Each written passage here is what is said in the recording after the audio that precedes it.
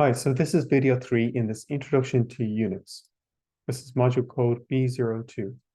So in the previous two videos, we talked about the module logistics, why we should learn Unix. And now we're going to look at the server and the shell. And this gives us basic information before we try to log onto the server itself.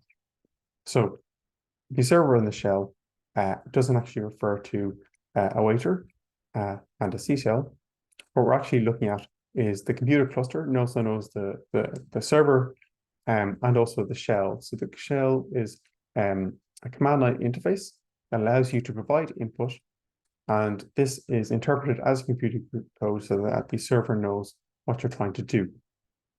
So this is a keeper control commands as opposed to a GUI interface. So if you think about the server structure, it kind of looks like this, that you're logging on here to this login node, and you can see your files and the other things that are present. And then there's a bunch of resources that are available to execute your tasks. What's great about the Oryx server that we have is that there's lots and lots of RAM and cores and threads available to do very, very complex and ambitious tasks, which is great. And that means that multiple users can all log on at the same time and execute their tasks, and the cluster will be able to manage those tasks and execute them and give you back your output. So when we think about the different file system that is present, we have a live one that is backed up daily. That's about 250 gigabytes. There's an archive that's just backed up on a weekly or monthly basis. And then we've got an ephemeral space that is not backed up, and that's just for temporary work. So the shell that we use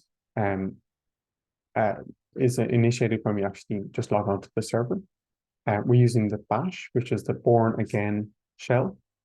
But there's other variations like C shell is very common, TC shell, corn, and other variations.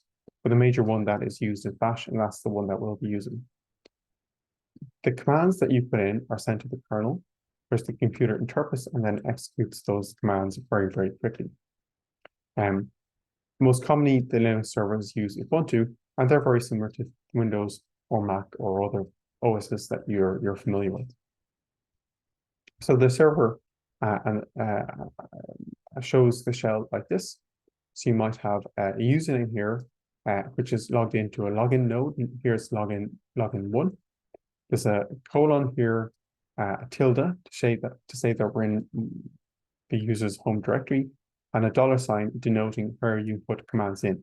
So our first command here is pwd, which is present working directory.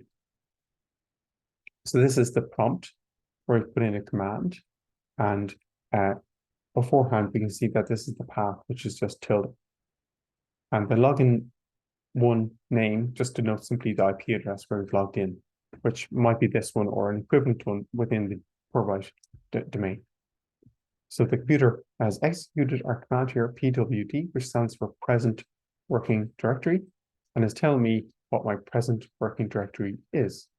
So I'm inside my own user space so that I know where I am.